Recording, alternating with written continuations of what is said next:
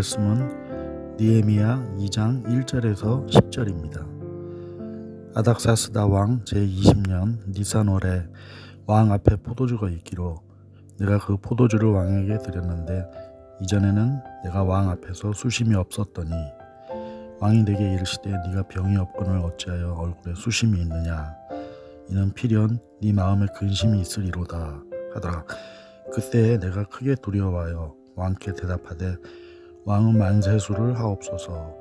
내 조상들의 묘실이 있는 성읍이 이제까지 황폐하고 성문이 불탔사오니 내가 어찌 얼굴에 수심이 없사오리이까 하니 왕이 내게 이르시되 그러면 네가 무엇을 원하느냐 하시기로 내가 곧 하늘의 하나님께 묵도하고 왕에게 아뢰되 왕이 만일 좋게 여기시고 종이 왕의 목전에서 은혜를 얻었사오면 나를 유다 땅 나의 조상들의 묘실이 있는 성읍에 보내어 그 성을 건축하게 하옵소서 하였는데 그때 왕후도 왕 옆에 앉아 있었더라. 왕이 내게 이르시되 네가 몇 날에 다녀올 길이며 어느 때에 돌아오겠느냐 하고 왕이 나를 보내기를 좋게 여기시기로 내가 기한을 정하고 내가 또 왕에게 아뢰되 왕이 만일 좋게 여기시거든 강 서쪽 총독들에게 내리시는 조서를 내게 주사 그들이 나를 용납하여 유다에 들어가기까지 통과하게 하시고 또 왕의 삼림 가족 아삽에게 조서를 내리사 그가 성전에 속한 영문의 문과 성곽과 내가 들어갈 집을 위하여 들보로 쓸 제목을 내게 주게 하옵소서 하매 내게 하나님의 선한 손이 나를 도우심으로 왕이 허락하고 군대 장관과 마병을 보내어 나와 함께 하시기로 내가 강 서쪽에 있는 총독들에게 이르러 왕의 조서를 전하였더니 호론 사람 산발랏과 종이었던 암몬 사람 도비아가 이스라엘 자손을 흥왕하게 하려는 사람이 왔다 함을 듣고 심히 근심하더라. 아멘.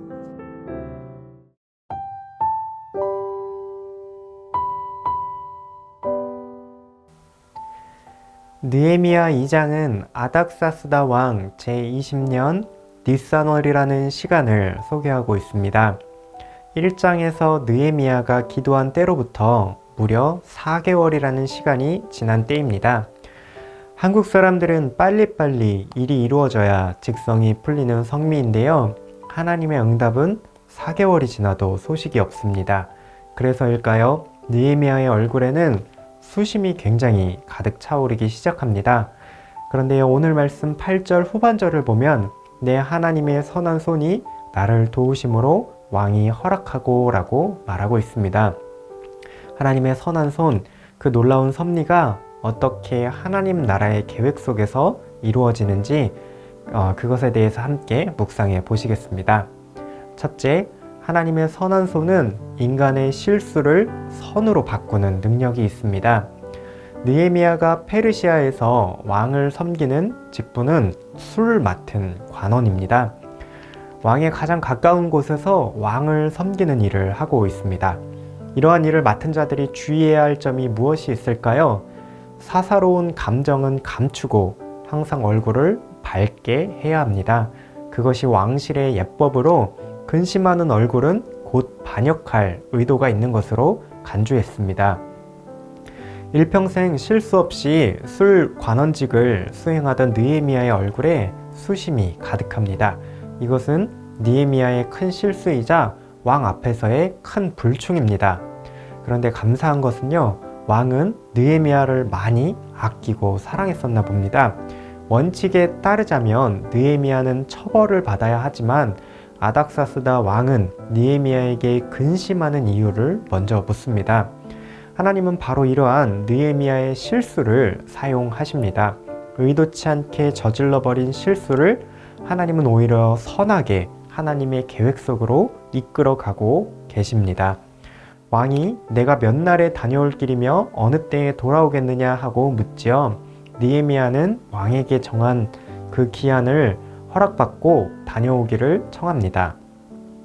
하나님의 지혜는 우리가 참으로 헤아리기가 어렵습니다.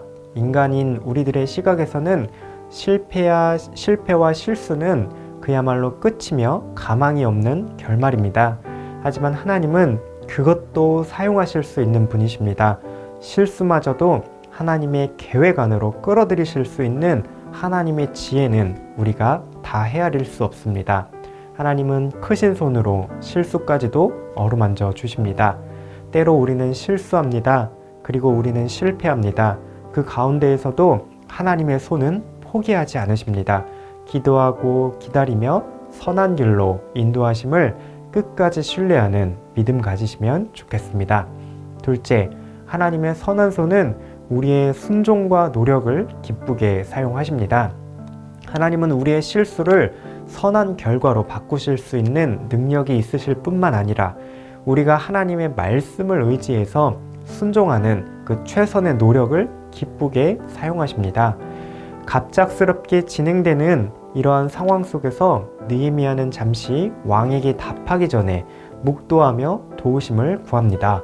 왕 앞에 두려움 속에서도 지혜롭고 담대하게 요구사항을 아뢰고 있죠. 자기를 보내어 성을 다시 건축하게 해달라고 부탁할 뿐만 아니라 그 기한도 정하게 되었습니다. 그리고 총독들이 느헤미야를 받아줄 수 있도록 조서를 내려줄 것과 집에 들보로 사용할 제목도 달라고 구합니다. 어쩌면 왕 앞에 올리는 이러한 요청은 그 자리에서 갑자기 임기응변으로 나왔다기보다는 4개월간 기도하며 준비했던 것으로 보입니다. 이러한 준비와 순종, 노력은 하나님께서 기쁘시게 사용하시는 도구에 해당합니다. 하나님의 손이 함께 하실 것을 믿으며 느헤미야는 최선을 다했습니다. 하나님보다 앞서지 않되 자신이 할 수 있는 것을 하나님 주신 지혜를 가지고 최선을 다해 노력하였습니다. 그 하나님의 손이 느헤미야의 손과 함께 일하게 되었습니다. 느헤미야는 나는 기도했으니까 나머지는 하나님이 알아서 하시겠지라고 무책임하게 반응하지 않습니다. 우리는 종종 기도하기만 하고 또 믿기만 하면 다 될 거라고 생각하는 것이 담대한 믿음인 줄로 여길 때가 있습니다. 물론 하나님께 믿고 맡기고 의지하는 것이 너무나도 중요하고 가장 우선되어야 할 일입니다. 동시에 우리가 해야 할 일을 계속해서 최선을 다해 하는 것도 하나님이 원하시는 바입니다. 공부하는 학생이라면 좋은 성적 얻도록 지혜 주시도록 기도할 뿐만 아니라 하나님이 성적을 주실 수 있게 열심히 공부도 해야 하겠죠. 또한 새로운 일에 하나님의 인도하심을 구한다면 그 새로운 일을 잘 준비하고 열심히 최선을 다해 시도하고 정직하게 행하는 것도 필요합니다. 그러한 순종과 노력을 하나님의 손이 기쁘게 사용하십니다. 이처럼 느헤미야의 기도에 대한 하나님의 손은 선하게 응답을 하셨습니다. 느헤미야의 실수를 선하게 바꾸실 수 있는 지혜가 하나님께 있었고요. 또한 하나님은 최선을 다해 준비한 우리의 순종을 기쁘게 사용하십니다. 우리의 일상에서도 인생에서도 하나님 나라를 세우시는 하나님의 선한 손을 기대하며 걸어갑시다. 실수에 낙담하지 않고 최선을 다하며 하나님 앞에서 순종하고 노력하는 신실한 하나님의 백성으로 살아가시기를 바랍니다. 함께 기도하시겠습니다.